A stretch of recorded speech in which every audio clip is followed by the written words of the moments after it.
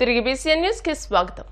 SC వర్గీకరణపై supreme court ఇచ్చిన తీర్పుపై MRPS, MSP నాయకులు సంబరాలు జరుపుకున్నారు. కడప నగరంలోని మహావీర్ సర్కిల్లోని అంబేద్కర్ విగ్రహానికి ఎంఆర్పీఎస్, ఎంఎస్పీ నేతల ఆధ్వర్యంలో పూలమాలలు వేసి నివాళులర్పించి సంబరాలు జరుపుకున్నారు. ఈ సందర్భంగా వారు మాట్లాడుతూ గత 3 దశాబ్దాలుగా ఎస్సీ రిజర్వేషన్లను ఏబీసీడీలుగా వర్గీకరించారని, మందకృష్ణ మాదిగ ఆధ్వర్యంలో చేస్తున్న అనేక ఉద్యమాలకు ముగింపు పలుకుతూ మాదిగలు, మాదిగ ఉపకులాలు విద్య, ఉద్యోగ, రాజకీయ, సంక్షేమ రంగాల్లో అన్యాయం జరుగుతుందని భావించిన సుప్రీంకోర్టు ఆయా రాష్ట్రాలకు న్యాయం చేయాలన్న తీర్పును స్వాగతిస్తున్నామని అన్నారు. గతంలో 94లో మాదిగ రిజర్వేషన్ పోరాట సమితి ఏర్పాటు చేసి మాదిగలకు గతంలో తెలుగుదేశం ప్రభుత్వం ఉన్నప్పుడు 99 నుంచి 2004 వరకు 22,500 మందికి ఉద్యోగాలు అందించినప్పటికీ రాజశేఖర రెడ్డి గారు అయాం వచ్చినాక కొందరు స్వార్థపరులు, నిస్వార్థపరులు ఏబీసీడీ వర్గీకరణ కొట్టేసి ఆనాటి నుంచి ఈనాటి వరకు ఏబీసీడీ వర్గీకరణ కోసం, బడుగు బలహీన వర్గాల కోసం, వికలాంగుల కోసం త్యాగాలు చేస్తూ రోడ్డు మీదకి వచ్చి మందకృష్ణ మాదిగ గారు అనేక ఉద్యమాలు చేసినప్పటికీ కూడా ఎన్డీఏ కూటమి ప్రభుత్వం అండగా చేర్చుకొని మేము ఉన్నాం, మేము చేస్తాం, ఏబీసీడీ వర్గీకరణ అమలు చేస్తాం అని చెప్పేసి ముందుకు వచ్చి భారత ప్రధాని మంత్రి నరేంద్ర మోడీ గారు ముందుకు వచ్చి నవంబర్ 11వ తారీఖున విశ్వరూప మహాసభ అని ఒక సభను ఏర్పాటు చేస్తే మాదిగలు దిక్కడు పెక్కటిల్లేలా, భారతదేశాన్ని గర్వించదగ్గేలా 30 లక్షల మంది మాదిగలు మీటింగ్ హాజరైనప్పుడు భారత ప్రధాని నరేంద్ర మోడీ గారు శభాస్, ఇటువంటి నాయకుడు 30 సంవత్సరాల నుంచి మందకృష్ణ మాదిగ గారు అటువంటి నాయకుడు నేను ఎక్కడ చూడలేదు, చూడబోను కూడా, నేను చూశాను మీ కష్టాల బాధలు, ఖచ్చితంగా ఎన్డీఏ ప్రభుత్వాన్ని గెలిపించండి, నేను మీకు ఏబీసీడీ వర్గీకరణ చేస్తానని మాట ఇచ్చిన తర్వాత ఈరోజు మాట కట్టుబడి కేంద్రంలో 7 ధర్మశాస్త్రాల సభ్యుల చేత ఈరోజు ఏబీసీడీ వర్గీకరణ అమలు చేసే విధంగా తీసుకొచ్చామంటే నిజంగా మాన్యశ్రీ మందకృష్ణ గారి తరఫున, కడప జిల్లా తరఫున మేము ఎన్డీఏ కూటమికి చేతులెత్తి సంస్కారం చేస్తున్నాం. ఇక్కడ కేంద్ర ప్రభుత్వం ఎప్పుడైతే అమలు చేసిందో రాష్ట్ర ప్రభుత్వంలో కూడా నారా చంద్రబాబు నాయుడు గారు మేము అనుక్షణం ఆలోచన చేయము, ఏబీసీడీ వర్గీకరణ అక్కడ అమలైతే అనుక్షణం కూడా ఆలోచన చేయకుండా ఆంధ్రప్రదేశ్లో నేను చేస్తానని చెప్పడం మాకు గర్వించదగ్గ విషయం. ఈ 30 సంవత్సరాల తర్వాత ఈరోజు సుప్రీంకోర్టు ఎస్సీ వర్గీకరణ న్యాయమైంది, ధర్మమైంది, ఎస్సీ వర్గీకరణ రాష్ట్రాలు చేసుకునే హక్కు ఉండదనేసి చెప్పడం అనేది నిజంగా ఆనందించాల్సిన విషయం. ఈరోజు నిజంగా మాదిగ కులాలకు ఓ పండగ వాతావరణంలో ఈరోజు సెలబ్రేషన్ జరుగుతుంది. ఇదంతా మాన్యశ్రీ మందకృష్ణ మాదిగ గారు నీతి నిజాయితీగా, చిత్తశుద్ధిగా అంబేద్కర్ సిద్ధాంతమైన సామాజిక న్యాయ సిద్ధాంతం ముడిపడి ఈరోజు ఎంఆర్పీఎస్ ఉద్యమం నడిచింది కాబట్టి ఈరోజు న్యాయమే గెలిచింది, ధర్మమే గెలిచింది అనేసి మీ అందరికీ విజ్ఞప్తి చేస్తూ, సామాజిక న్యాయం అనేది అంబేద్కర్ గారి దృక్పథం. అంబేద్కర్ గారి దృక్పథమే దండోరా సిద్ధాంతం.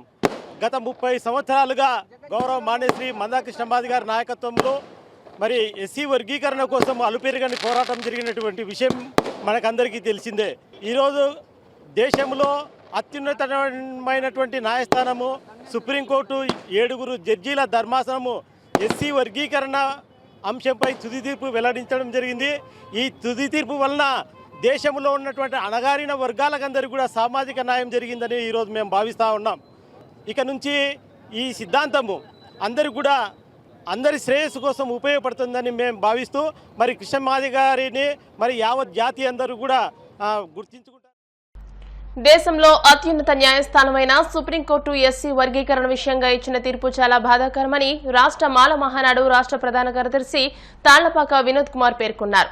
ఎస్సీ వర్గీకరణ అంశంపై సుప్రీంకోర్టు తీర్పు నేపథ్యంలో మాల మహానాడు ఆధ్వర్యంలో అంబేద్కర్ విగ్రహం వద్ద నిరసన తెలియజేశారు. ఈ సందర్భంగా వినోద్ కుమార్ మాట్లాడుతూ సుప్రీం తీర్పు 100% రాజ్యాంగానికి విరుద్ధంగా ఉందన్నారు. 2004లో ఎస్సీ వర్గీకరణ వీలు కాదన్న న్యాయస్థానం ఇప్పుడు అనుకూలంగా తీర్పునివ్వడం సరికాదన్నారు. ఈ విషయం రాష్ట్రంలోని మాల సామాజిక వర్గానికి తీవ్ర ఇబ్బందికరంగా ఉందన్నారు.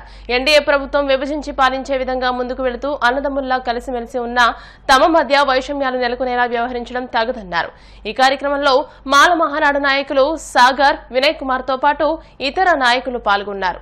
నిన్నటి రోజున సుప్రీంకోర్టు ఇచ్చినటువంటి తీర్పు చాలా బాధాకరమైన విషయము. ఎస్సీ వర్గీకరణ అనేది సుప్రీంకోర్టు 100% రాజ్యాంగాన్ని వ్యతిరేకించి అమలు చేస్తుంది. ఇదే సుప్రీంకోర్టు అంటే దేశంలో అత్యున్నతమైన న్యాయస్థానం. అటువంటి న్యాయస్థానము 2004 నవంబర్లో ఎస్సీ వర్గీకరణ చేయటానికి వీలు కాదు అని చెప్పారు. కానీ అదే సుప్రీంకోర్టు ఇప్పుడు ఎస్సీ వర్గీకరణ చేస్తున్నాము, రాష్ట్రానికి మేము అధికారం ఇస్తున్నాము అని చెప్పడంలో మేము మాల మహానాడు తరపున రాష్ట్రంలోని మాలలందరము చాలా బాధపడుతున్నాము. ఎందుకంటే ఈ ఎన్డీఏ ప్రభుత్వము విభజించి పాలించాలనే ప్రయత్నిస్తుంది. అన్నదమ్ములుగా ఉన్నటువంటి మాకు గొడవలు పెట్టి వారి ఓటు బ్యాంకును పెంచుకోవాలని చూస్తుంది. మేము గలమెత్తుతున్నాము.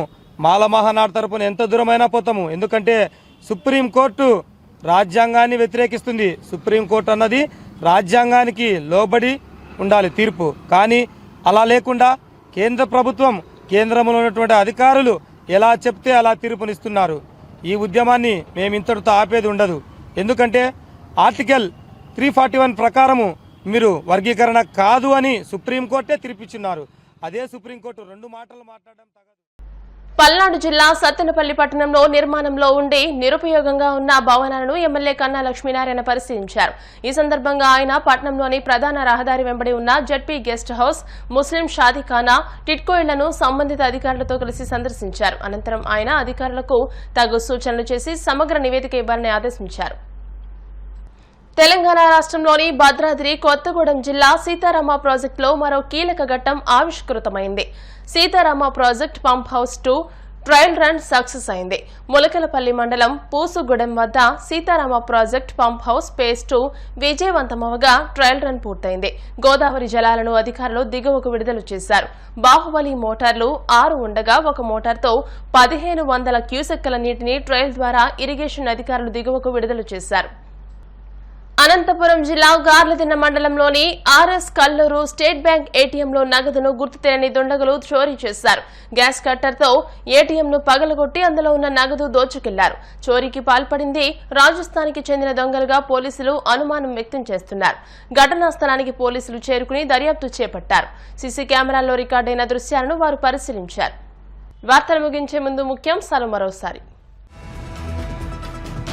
సాగర తీరంలో జాతీయ పతాకం రెపరెపలు. పింగళి వెంకయ్య జయంతి సందర్భంగా విశాఖ వీధుల్లో జాతి ఐక్యతా ర్యాలీ.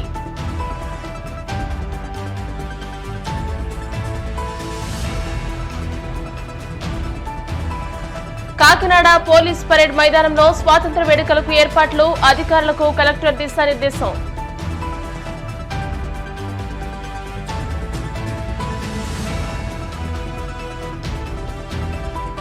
దృక్ సిద్ధాంతం ప్రామాణికంగా పండుగను నిర్ణయించండి. తెలుగు రాష్ట్రాల ప్రభుత్వాలను కోరిన దృక్ సిద్ధాంత పంచాంగకర్తలు.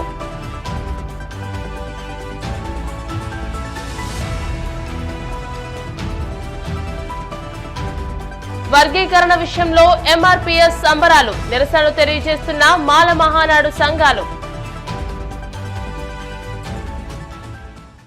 ఈ వార్తలు ఇంతటితో సమాప్తం. మరిన్ని వార్తల కోసం BCN digital YouTube channel, Facebook page ని ఫాలో అవ్వండి. అప్డేటెడ్ వార్తల కోసం ప్లీజ్ సబ్స్క్రైబ్.